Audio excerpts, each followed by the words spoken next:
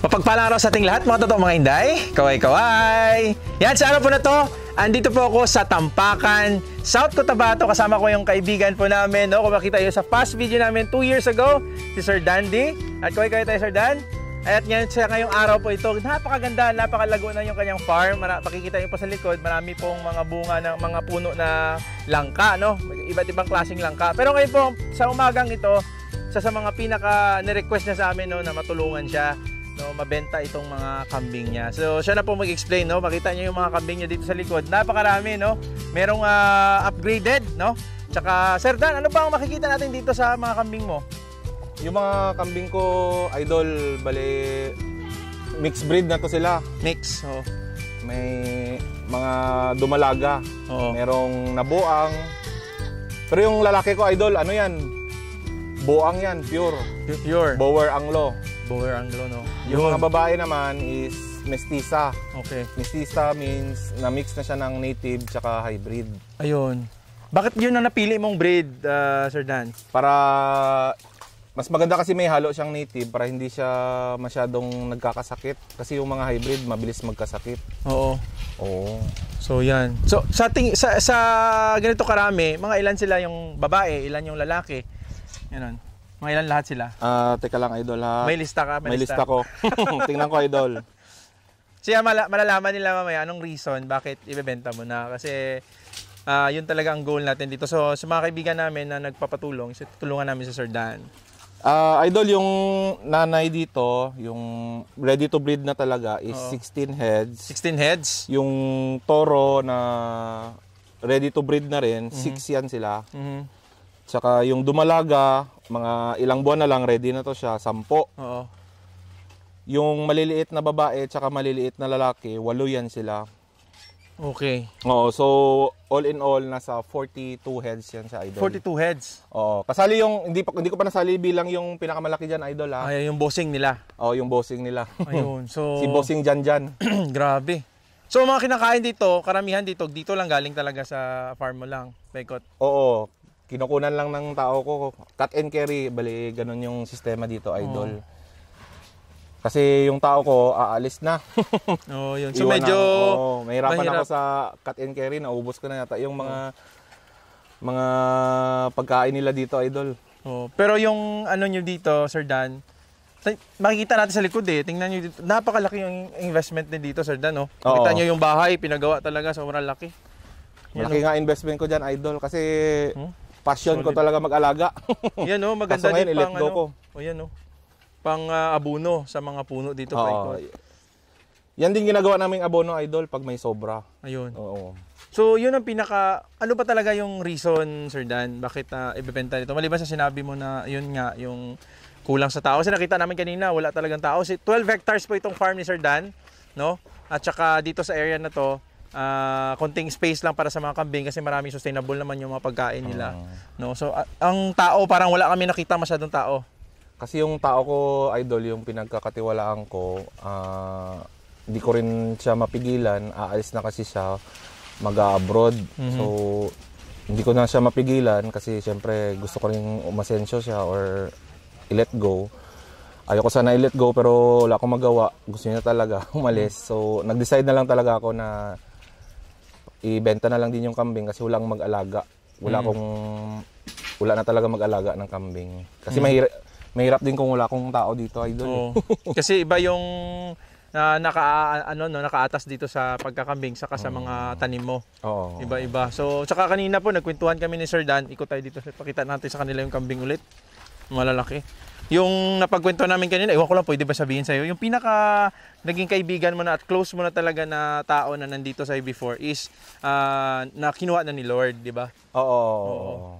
Tapos, ang nangyari, ito na nga yung ngayon. May tao din kasi ako na namatay, kaya ayoko sanang i-let go tong kambing. Pero kung hindi ko sila let go, mamamatay din sila kung walang mag-aalaga. Sayang din. Sayang din, opo. Oo. So kumbaga ang sistema ngayon, ang nangyayari is ano na lang to talaga. Yung pagbebenta nito ay ano lang, ang tawag nito emergency. Yes po. Emergency sale talaga. So, sali ko na rin yung mga gamit ko sa kambing, pati yung chopper. Yeah. Yung chopper niya. Oo. Pwede ba sali itong bahay? Kung kaya niyang kunin. Kasi malaki-laki na gastos nito eh, no?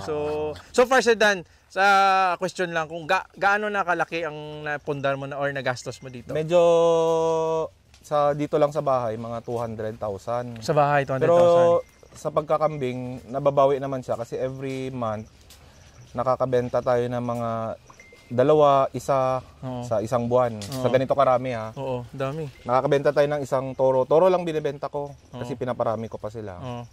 Tsaka yung mga mahinang babae, binibenta ko na rin. Siguro nag-average tayo ng mga 2, 3 sa isang buwan.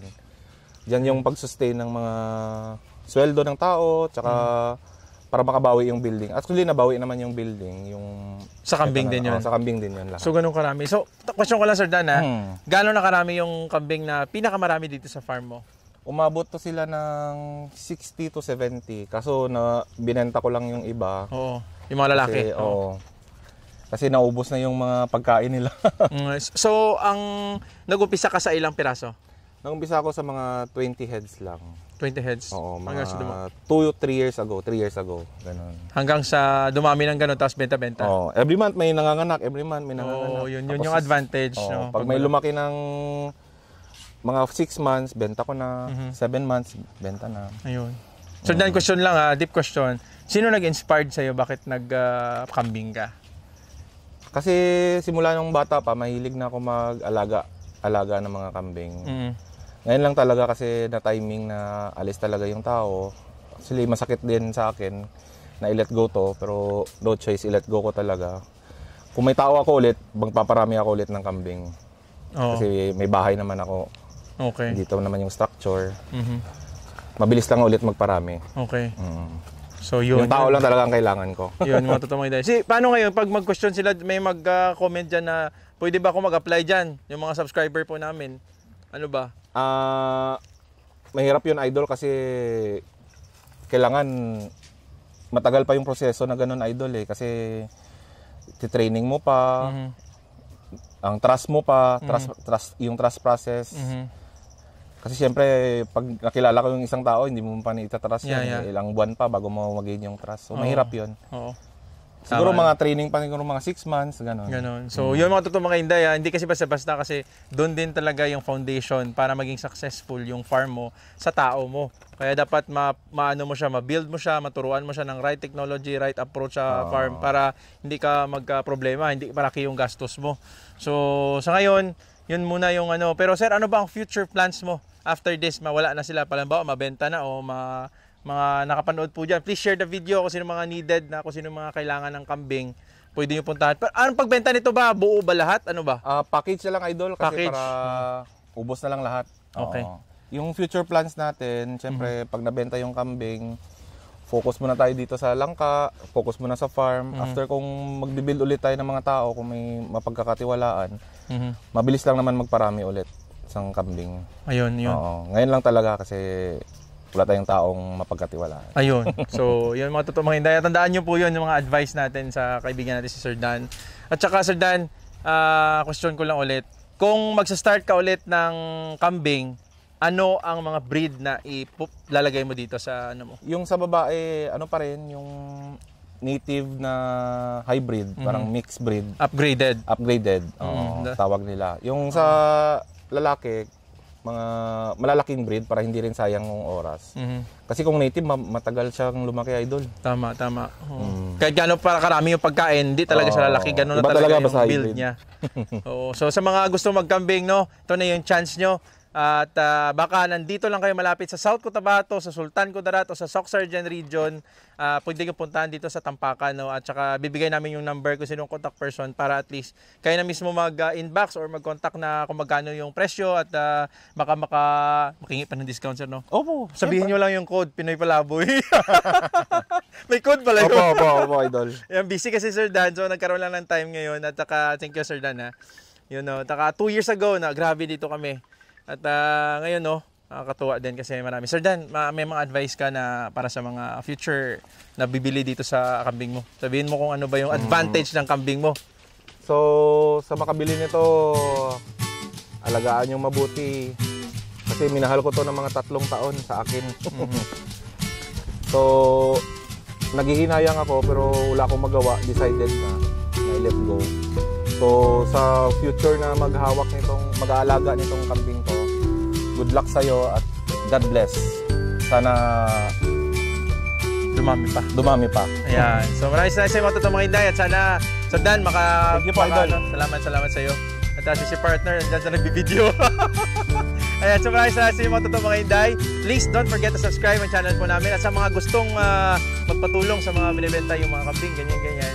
I-message nyo po kami at sana po huwag nyo kaming kalimutan i-subscribe at Luzon, Visayas, Mindanao, iba't ibang diskarte, iba't ibang farming techniques. Ngayon po ay ang mga kaibigan natin na feature natin before ay nagkaroon na ng chance na nagpatulong sa amin para mabenta din itong kanilang kambing, no? Dahil nga yun nga ang deeper reason dahil yung sa tao din, no? Mahirapan talaga.